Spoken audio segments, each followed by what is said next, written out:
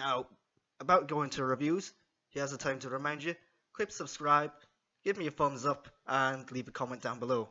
At the end of the show, I'm going to go into the Twitch chat and we'll have a little hangout, so give me a follow on Twitch if you're watching this live. So, first review this week is Wentworth Season 6. So, I've got to be careful here because I don't want to go into spoilers, but this season feels like a bit of a reboot because several characters from the first 5 seasons are now kind of gone, if not departing the show.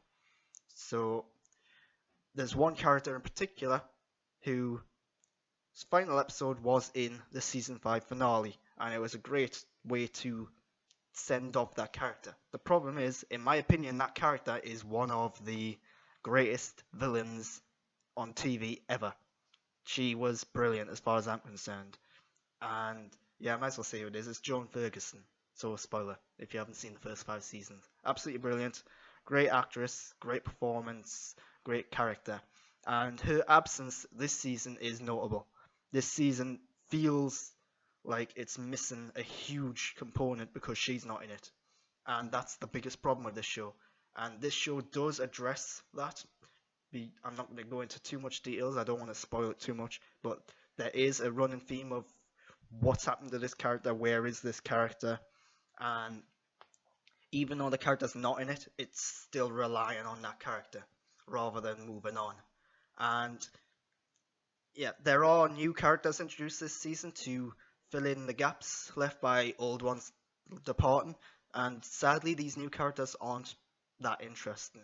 There's 2 in particular who take up the lead roles, and neither of them are that good or interesting or likable. Towards the end, they become a bit better, particularly one in particular. I'm trying to see if she's in that picture. Yeah, she's in that picture wearing plain clothes. Let's see if I can. Oh, well, that doesn't work. I can't point. But yeah, she's alright. There's a twist with her character like halfway through. I'm not going to say what it is, but she's okay. And another thing this season struggles with is that the storylines are becoming a little hard to believe now. They're becoming a little out there. So I think it's time to start wrapping this show up. Maybe a 7th season will be the final one. I don't know what their current plan is. But yeah, bring this show to an end before it gets really silly. In some aspects it has already jumped the shark a bit. But yeah, it still has plenty of great twists and turns. It's very well acted.